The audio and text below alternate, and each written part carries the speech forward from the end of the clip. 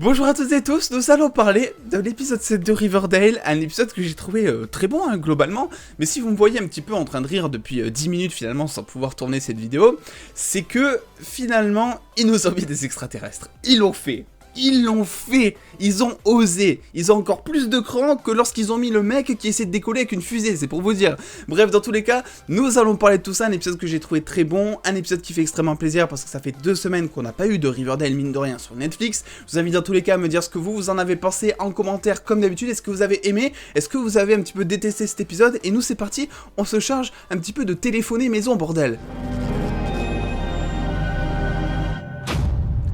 Un épisode que j'ai trouvé globalement bon, mais je vais quand même évacuer la piste extraterrestre dès le départ parce que sinon je vais faire rire que pendant un quart d'heure de vidéo. Le problème avec ce truc extraterrestre, j'adore un petit peu tout ce qui est paranormal et Riverdale c'est un petit peu ça depuis le début. Il t'apporte du paranormal en début de saison pour se rendre compte à la fin de la saison que finalement c'était quelque chose de totalement explicable et qu'il n'y avait rien de vraiment très paranormal. On l'a vu avec le roi des gargouilles, qu'il s'agissait de drogue et tout, voilà, ça on sait clair et net, comme je suis convaincu que finalement le corps que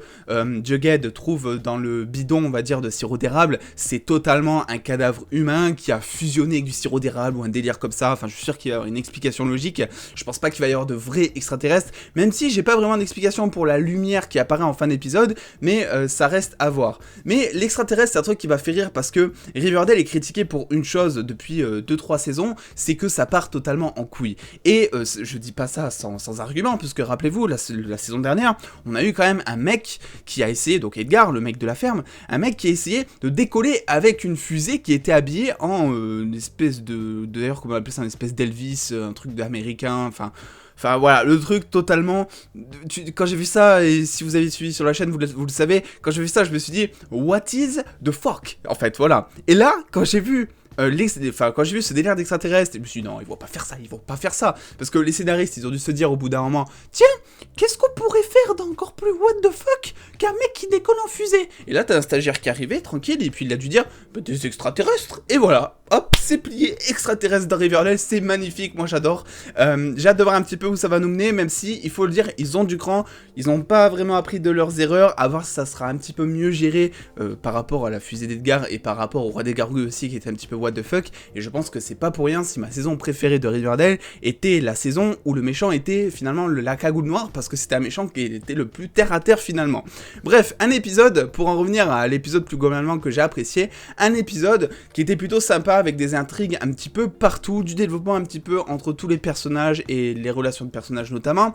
Et j'aime bien parce que on a enfin eu une Cheryl qui était présente, enfin un peu plus présente, et qui est sortie enfin de son manoir assez glauque. Alors c'est vrai que je suis pas totalement fan finalement de l'intrigue de Cheryl autour des tableaux. Voilà, on nous le tease en fin d'épisode que la femme à qui elle a vendu les tableaux, bah, elle s'est rendue compte que c'était un faux, donc elle va sûrement essayer de négocier quelque chose, voilà. Je suis pas totalement fan, même si j'imagine que cette intrigue va ensuite servir pour le scénario principal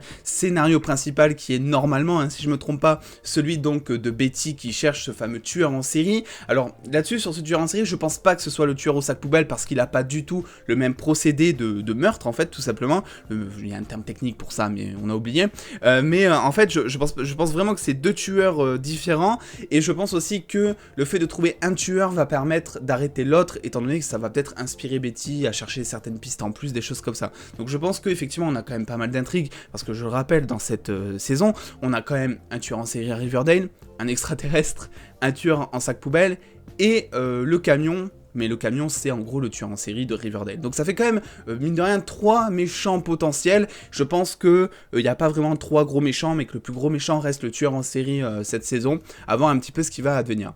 Alors on a certains retours de personnages comme le légiste, comme l'ex-petite amie de Betty à Quantico aussi, qui apparaît voilà le temps de quelques secondes.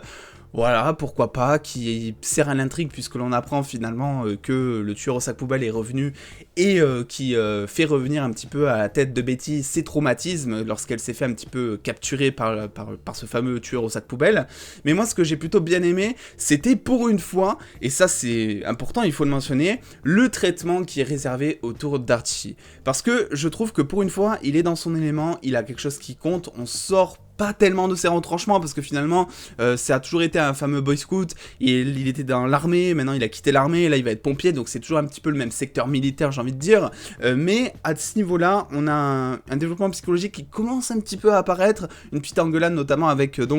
son ancien camarade militaire, alors je sais plus du tout comment il s'appelle, donc je vais appeler le soldat pendant toute la critique si je parle de lui, vous inquiétez pas, mais qui a tout un développement, et qui, Archie, qui dévoile bel et bien au public que en fait, il est totalement perdu, et que finalement c'est cette fameuse truc de pompier qui lui permet un petit peu de garder la tête froide et qui lui permet de pas péter à plomb. Donc moi j'ai plutôt bien apprécié cette partie du développement, et je dois dire que ça rajoute un truc en plus à Archie. Vous le savez, Archie depuis le début de Riverdale, c'est pas un personnage que j'apprécie forcément, parce que je trouve que, alors j'apprécie le personnage, j'apprécie l'acteur et tout, mais je trouve que les scénaristes ont fait un petit peu de n'importe quoi avec lui. Il a très peu été présent durant la dernière saison, on l'a pas tellement vu, et puis son développement était pas ouf, donc là j'ai hâte de voir un petit peu où est-ce que ça va aller, mine de rien. Mon intrigue préférée,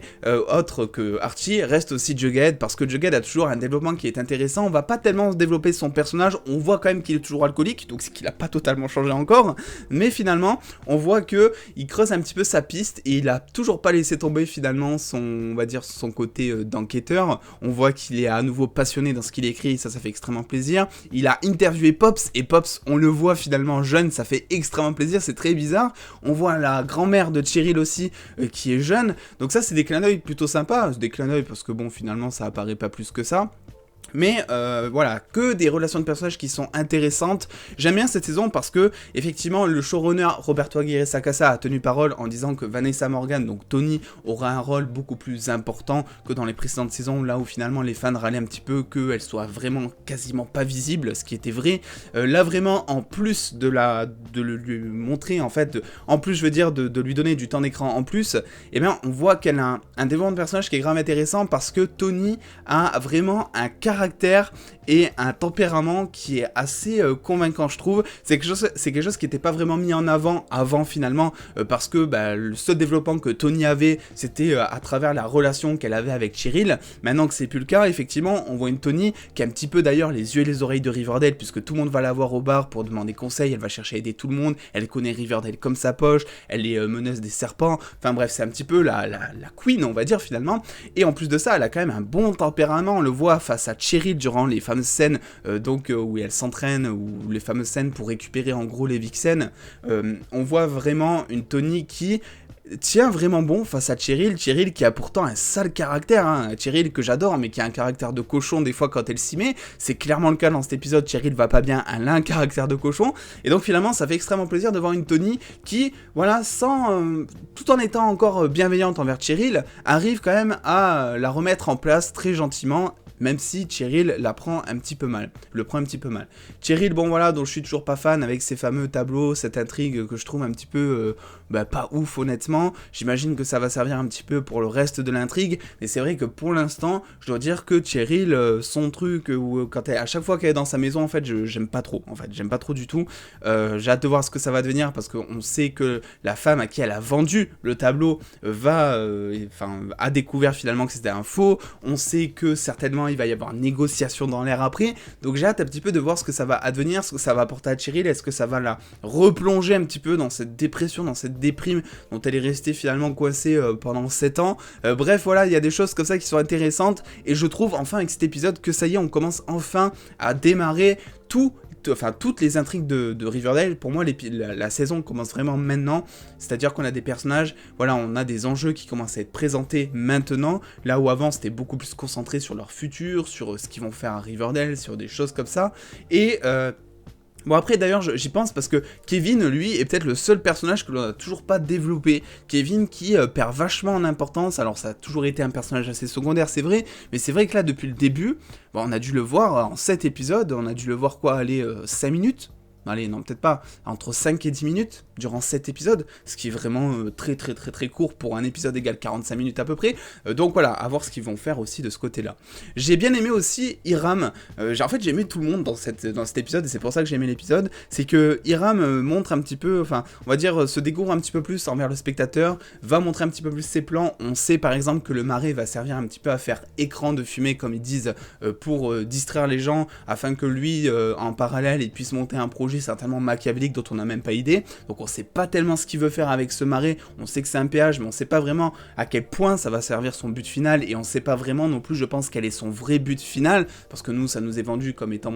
comme Hiram qui va monter finalement une Riverdale bis, mais pour les riches, plus propre, plus mieux, oui, ça existe comme mot, mais... on va voir un petit peu ce que ça va être finalement, parce que je pense que c'est pas du tout ça et qu'il y a vraiment quelque chose qui se cache derrière. Encore une histoire de dealer, encore une histoire de trafic humain peut-être, on ne sait pas. Et vu que je parle aussi de trafic humain, je suis pas tellement fan par contre de l'intrigue autour de Betty dans cet épisode. C'est toujours un petit peu la même chose, Betty qui découvre des corps, qui va essayer de découvrir qui est le coupable. Alors pour l'instant c'est pas très intéressant en plus parce que on voit pas les corps en fait. Et c'est ça le problème, c'est que par exemple le deuxième corps à la fin, on a donc le légiste qui nous dit que en gros la moitié de son corps a été déglingué par une je sais plus comment ils appellent ça, une wrecking ball en anglais, une boule de construction là qui sert à démolir des maisons en gros. En fait je regrette qu'on n'ait pas vu le corps à ce moment-là parce qu'il n'y a rien d'impactant du coup. On se rend pas compte un petit peu la gravité et on se rend pas compte non plus toute la violence qu'il y a pu y avoir dans l'acte de tuer cette personne. Donc finalement, quand tu parles d'un tueur en série qui a d'ailleurs apparemment tué 21 personnes, ça serait cool de montrer un petit peu comment il s'y prend. Et là, tu ne vois rien sûrement pour choquer personne, sauf que Riverdale n'a pas pour habitude de faire dans le niais, on va dire. Ils aiment bien des fois montrer des choses qui restent un petit peu dans la tête, on va dire. Donc à voir s'ils vont nous montrer ses corps. Est-ce que Polly est vraiment morte ? Je pense pas qu'elle soit morte, Polly, honnêtement. J'ai pas d'argument, mais je pense pas qu'elle soit morte parce que Riverdale a toujours terminé presque sur une happy ending, donc je pense que Polly va revenir et que c'est en revenant qu'elle va prendre conscience finalement que il faut qu'elle change tout ça, d'autant plus que n'oublions pas qu'elle a des enfants, donc ça voudrait dire que en gros si Polly meurt, les enfants se retrouvent en charge de la mère ou de Betty, sauf que Betty t'as Quantico, enfin bref, je vois pas Polly mourir tout simplement, je pense qu'elle a été enlevée, séquestrée quelque part, mais qu'on la découvrira en fin de saison. Bref, dans tous les cas, n'hésitez pas à me dire ce que vous avez pensé en commentaire finalement de cet épisode 7 de Riverdale. Je veux dire que c'est un épisode moi que j'ai grave apprécié, même si j'ai un petit peu peur voilà, pour le côté extraterrestre. La mise en scène était d'ailleurs plutôt sympa, les lumières, les murs qui tremblent, tout ça c'était plutôt cool. Parce que je dois dire que je sais pas du tout où ils vont avec ça, je sais pas du tout s'ils vont s'en sortir. On l'a vu avec le roi des gargouilles, c'était assez space, même si ça s'est révélé être totalement les pieds sur terre à la fin comme on dit. C'est vrai que c'était pas tellement une bonne saison pour ma part je trouve, donc à voir si vraiment ce côté extraterrestre homme-mythe ça va prendre son importance. Bref, dans tous les cas, comme d'habitude, n'hésitez pas à venir me suivre sur les réseaux sociaux pour avoir beaucoup plus de news en exclusivité en avance, à lâcher le petit pouce bleu si cette vidéo vous a plu, et on se retrouve très vite la semaine prochaine pour une critique de l'épisode 8 de Riverdale, parce que normalement il y a un épisode si j'ai rien manqué, et avant ça pour d'autres vidéos comme d'habitude. Bref les dos, prenez soin de vous, faites-vous bien kiffer, des bisous.